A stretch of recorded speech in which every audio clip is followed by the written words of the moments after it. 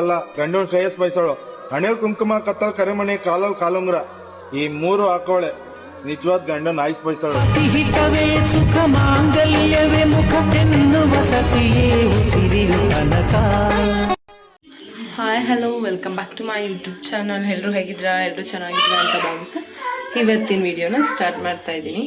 ಇವತ್ತು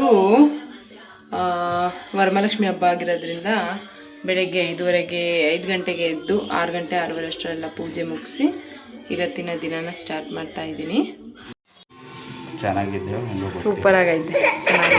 ಇವತ್ತು ನಮ್ಮ ಮನೆಯವರು ಸರ್ಪ್ರೈಸ್ ಆಗಿ ಬೆಳ್ಳಿ ಗಿಫ್ಟ್ ಕೊಟ್ಟಿದ್ದಾರೆ, ಮತ್ತು ಒಂದು ಚಿನ್ನದ ಗಿಫ್ಟ್ ಕೊಟ್ಟಿದ್ದಾರೆ, ಒಂದು ಕೈಗೆ ಬ್ಯಾಕ್ ಸೈಡ್ ಕೊಟ್ಟಿದ್ದಾರೆ, ಇದು ಮುಗ್ಬಟ್ಟು ಕೊಟ್ಟಿದ್ದಾರೆ. ಗಿಫ್ಟಾಗಿ ಬೆಳಗ್ಗೆನೇ ಕೊಟ್ಟರು. ಇವಾಗ ಪೂಜೆನ ಸ್ಟಾರ್ಟ್ ಮಾಡೋಣ. ಪೂಜೆ ಮಾಡಿಬಿಟ್ಟು ನಿಮಗೆ ಸಿಗ್ತೀನಿ. ಈ ಥರ ಮಾಡಿದ್ದೀನಿ, ಸಿಂಪಲ್ಲಾಗಿ ಮಾಡಿದ್ದೀನಿ. 6:30 ಅಷ್ಟರಲ್ಲೆಲ್ಲ ಪೂಜೆ ಮುಗೀತು. ಇವತ್ತು ಬೆಳಗ್ಗೆ ಬೇಗನೆ ಎದ್ದಿದ್ದೆ, ರಾತ್ರಿ ಎಲ್ಲ ಕ್ಲೀನ್ ಮಾಡಿ ಇಟ್ಕೊಂಡಿದ್ದೆ. ನಮ್ಮ ಮನೇಲಿ ಇಷ್ಟು ಚೆನ್ನಾಗಿ ಹೂವು ಮುಡಿಸ್ತಾರೆ ಅಂತ ಗೊತ್ತಿದೆ. ಫಸ್ಟ್ ಟೈಮ್ ನಮ್ಮ ಹಸ್ಬೆಂಡ್ ನನಗೆ ಗೊತ್ತಿಲ್ಲದೆ ಒಂದು ಗಿಫ್ಟ್ ಕೊಟ್ಟಿದ್ದಾರೆ. ಅಂದರೆ ಅದು ಮೂಗ್ಬಟ್ಟು ಮಾತ್ರ ಕೈ ಚೈನು ಬೆಳ್ಳಿದ್ದು.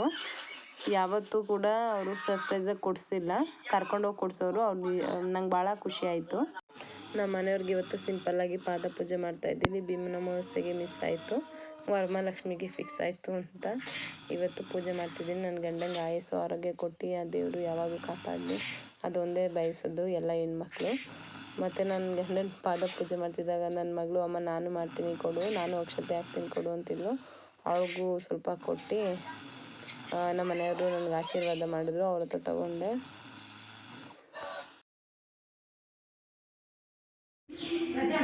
ನನ್ನ ಮಗಳು ಮೊಬೈಲ್ ನೋಡ್ತಾ ಇದ್ದಾರೆ, ನಮ್ಮ ಹಸ್ಬೆಂಡ್ ಏನು ಬರ್ಕೊತಾ ಇದ್ದಾರೆ ಅವ್ರ ಆಫೀಸಿಗೆ ಸಂಬಂಧಪಟ್ಟಂಗೆ.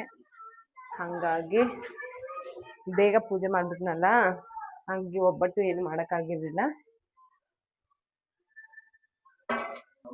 ಎಲ್ಲ ಬೇಯಿಸಿಟ್ಟಿದ್ದೀನಿ ಮಾಡೋದಕ್ಕೆ, ಇವಾಗ ಮಾಡಬೇಕು. ಬೆಳಗ್ಗೆನೇ ಪೂಜೆ ಎಲ್ಲ ಮುಗೀತಲ್ಲ, ಹಂಗಾಗಿ ಅವ್ರು ಕಾಲು ತೊಳೆದು ಪೂಜೆ ಮಾಡೋಣ ಅಂತೇಳಿ ಎಲ್ಲ ರೆಡಿ ಮಾಡಿಕೊಂಡೆ. ಇನ್ನೂ ಅಡುಗೆ ಮಾಡಿರಲಿಲ್ಲ. ನನ್ನ ಮಗಳು ಅಮ್ಮ ನಾನು ಮಾಡ್ತೀನಿ ಪಾದ ಪೂಜೆ ಅಂತ ಹೇಳ್ತಾ ಇದ್ಲು. ಇರಪ್ಪ ನಾನು ಪೂಜೆ ಮಾಡಿಬಿಟ್ಟು ಆಮೇಲೆ ನಿಮಗೆ ಪೂಜೆ ಮಾಡೋಕ್ಕೆ ಹೋಗ್ತೀನಿ ಅಂತ ಹೇಳಿ ಫಸ್ಟು ಪೂಜೆ ಮಾಡ್ತಾಯಿದ್ದೆ. ಕಾಲು ತೊಳೆದು ಪೂಜೆ ಮಾಡಿದೆ. ಹಾಗೆ ಟೈಮು 7 ಗಂಟೆ 7:15 ಆಯಿತು. ಅವರು ಏನು ಬೇಡ ಬಿಡು ಈ ವರ್ಷ ಅಂತ ಅಂದು ನಡೆಸ್ಕೊಂಡಿದ್ದೀನಲ್ಲ, ಆ ಥರ ಮಾಡಬಾರ್ದು ಅಂತ ಹೇಳಿ ಅವರು ಕನ್ವಿನ್ಸ್ ಮಾಡಿ ಮಾಡ್ತಾಯಿದ್ದೆ. ನನ್ನ ಮಗಳಂತೂ ಬಲ್ಲೇ ಟಾರ್ಚರ್ ಕೊಡ್ತಾಯಿದ್ಲು. ನನಗೆ ಆದರೂ ತಡ್ಕೊಂಡೆ ಅವ್ಳ ಟಾರ್ಚರು. ನನಗೂ ತೊಳೆ, ನನಗೂ ಅಷ್ಟೇ ಕುಂಕುಮ ಇಕ್ಕು. ಊಟಕ್ಕೆ ಹೋದ್ರು ಅಷ್ಟೇ, ಅವಳು ಯಾವಾಗೂ ಅದನ್ನೇ ಕೇಳೋದು, ಅಮ್ಮ ನನಗೆ ಅದು ಮಾಡು ಇದು ಮಾಡು ಅಂತ. ಯಾವಾಗೂ ಹಿಂಗೆ ಹಠ ಮಾಡ್ತಾಳೆ, ಚಿಕ್ಕ ಪಾಪು ಅಲ್ವಾ. ಎಷ್ಟೋ ವಿಚಾರನ ಅವಳು ಮಾಡ್ತಾ ಮರ್ತಿದ್ದಾಳೆ. ತಿನ್ನೋದನ್ನು ಅಷ್ಟೇ, ಅಂಗಡಿ ತಿಂಡಿ ಎಲ್ಲ ತಿಂತಾಯಿದ್ದಾಳೆ. ಇವಾಗ ಬರ್ತಾ ಅವಳೇ ಆಟೋಮೆಟಿಕ್ಕಾಗಿ ಬಿಟ್ಟಿದ್ದಾಳೆ. ಕೆಲವೊಂದನ್ನು ನಾವು ಬುದ್ಧಿ ಹೇಳಿ ಬಿಡಿಸ್ಬೇಕು, ಕೆಲವೊಂದು ನಾವೇ ಬಿಟ್ಬಿಡ್ತೇವೆ. ಈ ಥರ ನಿಮಗೂ ಎಕ್ಸ್ಪೀರಿಯನ್ಸ್ ಆಗಿದೆ. ಕೆಲ್ಸಕ್ಕೆ ಟೈಮ್ ಆಯಿತು, ಇನ್ನೂ ಮಾಡೋಂಗೆ ಗೊತ್ತಾಳೆ. ಸೀರೆ ಉಡ್ಕೊಂಡು ಇನ್ನೂ ಅಡುಗೆ ಮಾಡಿಲ್ಲ ನನಗೋಸ್ಕರ. ಇನ್ನೂ ಎಷ್ಟೊತ್ತಾಗುತ್ತೋ ಗೊತ್ತಿಲ್ಲ ಮೇಡಮ್.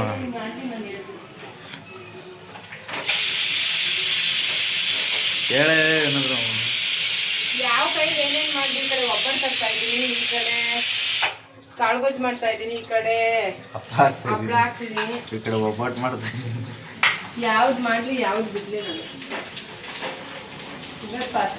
ಸೀರೆ ಉಡ್ಕೊಂಡು ಕೆಲಸ ಮಾಡ್ತಾಯಿದ್ರು ನೋಡಿ. ಹಬ್ಬಕ್ಕೆ ಅಂತ ತುಂಬ ವೆರೈಟಿ ಡಿಶ್ ಮಾಡಿದ್ದೆ, ಬಟ್ ಒಬ್ಬಟ್ಟೆಲ್ಲ ಸ್ವಲ್ಪ ಕಿತ್ತೋಗ್ತಾಯಿತ್ತು ಈರುಳ್ಳಿ ಇಟ್ಕೊಂಡಿದ್ದರಿಂದ. ಹಂಗಾಗಿ ಸ್ವಲ್ಪ ಹೊತ್ತು ಅವ್ರು ತಿಂದ್ಬಿಟ್ಟು ಹೋದ್ಮೇಲೆ ಬೇರೆ ಮಾಡ್ಕೊಳ್ಳೋಣ ಅಂತ ಇಟ್ಟಿದ್ದೆ. ಆಮೇಲೆ ನಮ್ಮ ಮನೆಯವ್ರಿಗೆ ನಾ ಮಾಡಿಸ್ಕೊಂಡಿತ್ತು ಅಂತ ಕುಂಕುಮ ಇಡ್ತಾಯಿದ್ದೆ. ನಮ್ಮ ಮನೆಯವ್ರದ್ದೇನೋ ಆಫೀಸ್ ವರ್ಕ್ ಇತ್ತು ಅಂತ ಮಾಡ್ಕೊತಾಯಿದ್ರು. ನನ್ನ ಮಗಳು ಮೊಬೈಲ್ ನೋಡ್ತಾಯಿದ್ದು, ನಾನು ಅಡುಗೆ ಮಾಡೋಕ್ಕೆ ಹೋಗ್ಬೇಕಾಗಿತ್ತು, ಅದಕ್ಕೆ ಹೋಗ್ತಾಯಿದ್ದೆ. ಇವತ್ತಿನ ವಿಡಿಯೋ ನಿಮಗೆ ಇಷ್ಟ ಆಗಿದರೆ ಪ್ಲೀಸ್ ಸಬ್ಸ್ಕ್ರೈಬ್ ಮಾಡಿ ಮತ್ತು ಸಪೋರ್ಟ್ ಮಾಡಿ.